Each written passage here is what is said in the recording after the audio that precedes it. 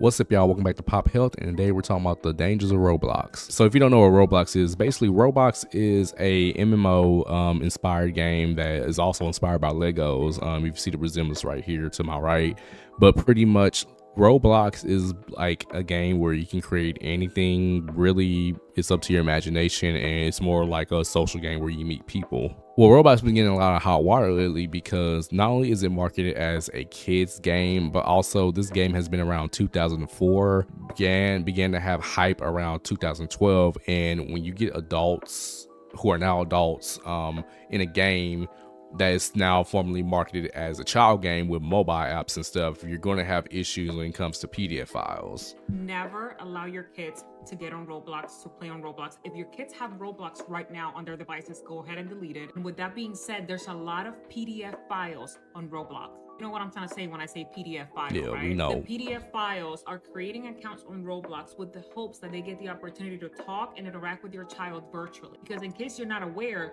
the Roblox characters are allowed to do very explicit things together. And it's even got so bad, there's specific games that are, being flagged as grooming games on Roblox. For example, Club Iris is basically a social game hubbing theme around a nightclub that can accommodate up to 50 players. Would y'all want your kid to be in a nightclub? Just be honest. Dress to Impress is another game that on outside appears innocent but can expose child to inappropriate content. Centered around fashion, Dress to Impress offers players a chance to create fun outfits and show off unique style. The catch, the avatar start their fashion journey in a department store only dressed in oh my lord, bruh. Bloxburg, I'm sorry. Players can build and decorate their own house, customize their road draw, and get jobs to earn money. Basically, a little Sims, remake. There's instances of inappropriate role playing that had took place, and some parents need to pay attention. Boys and girls dance clubs. Avatars dress and dance inappropriately with one another and even engage in romantic scenes. Meep City, shower simulator, bruh. The list goes on and on about how much, of a grooming playground this is. But basically, one of the serious things that parents are flagging right now is that Roblox CEO says that the platform will be having a dating service someday. So Roblox CEO David Bazuki, sorry for butchering that, has said that the platform will someday have a dating feature to fight the loneliness epidemic going on in the world.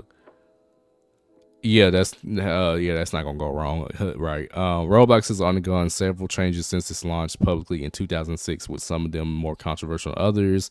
And now CEO has once again touched upon a topic that could generate discussion. So we already understand what Roblox is. Basically, it's a kid game where you create your own games within and publish them, but even Roblox has traditionally been aimed at children and teens. The platform is slowly and steadily evolving. Over the years, Roblox has faced various controversies, primarily involving platforms' perceived lack of features to protect an immense number of kids who hop on Roblox every day. While it is true that some changes have been made to address these concerns, the platform's continued evolution toward a more adult audience who worries many. Bazooka said that one day people 21 and up with verified IDs will be able to access this feature. He explained that it will be useful for those who may be afraid of real life Lord, as they will be able to have virtual dates to start, and then if they connect, move to a physical world.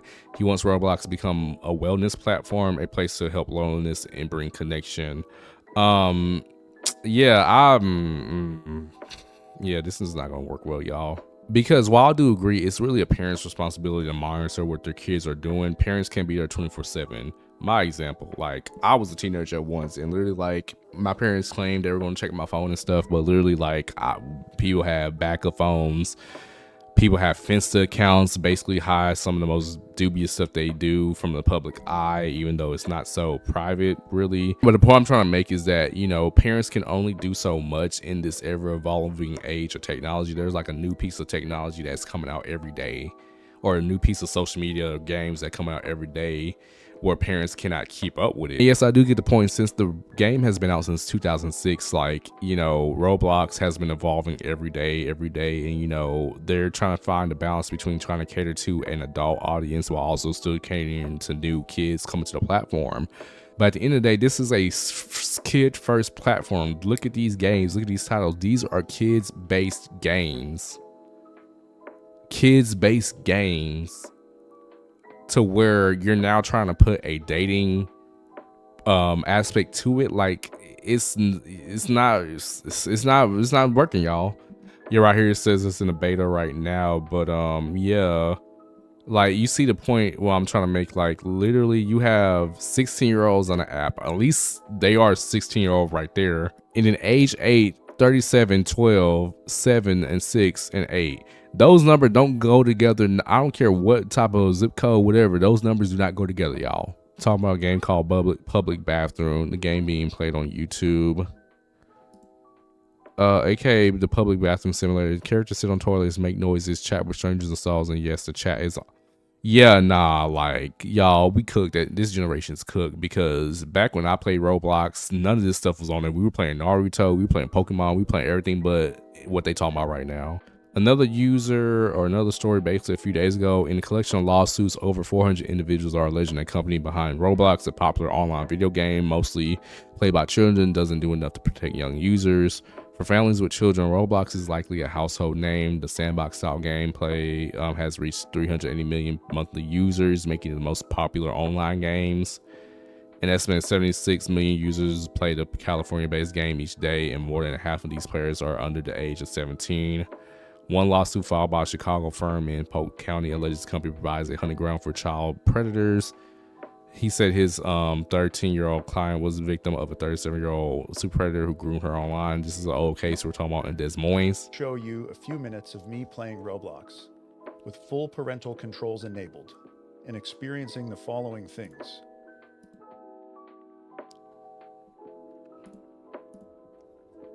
Robbing an Apple store. Cops. A verified character from his chest.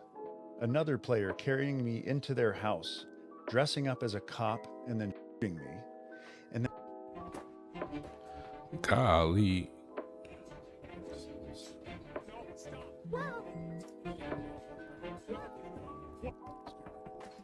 I mean, at this point, it's obvious what this is. Like, this shouldn't even be a game to begin with. This, like, come on, Roblox, like, ban this game.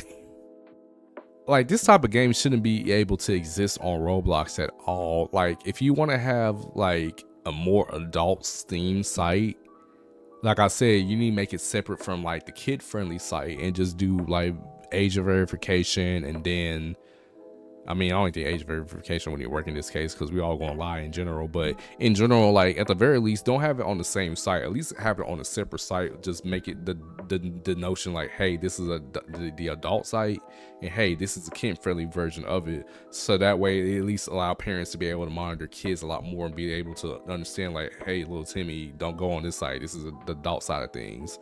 That's my personal opinion on it, because this shouldn't be on a kid site in general.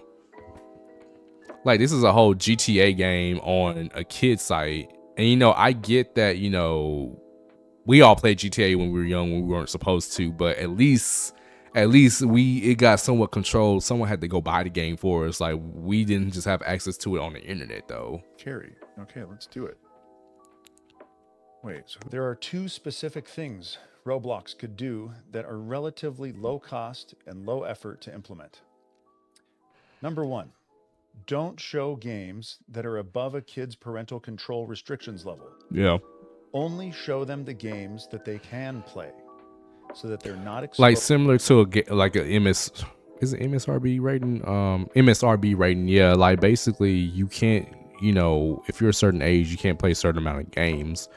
I think that's an effective way, in my opinion. Would it be enough? No, because in order for you to try to do that, either you have to have AI try to decipher what type of game it is, or you have to do a self-report system. And honestly, people wouldn't follow a self-report system if it saved their lives. So that's my only two issues with it. But I think that might be the good foundation to start from. But with that being said, this has been Roblox, reviewing Roblox and just kind of like the controversy around it. If you like what you see today, like, subscribe, turn on post notifications, all that wonderful good stuff. And if you want to see more of my videos, please go watch my video about silks the other day and the controversy therein. But other than that, stay warm, stay frosty, depending on what part of the country you're in, and peace out.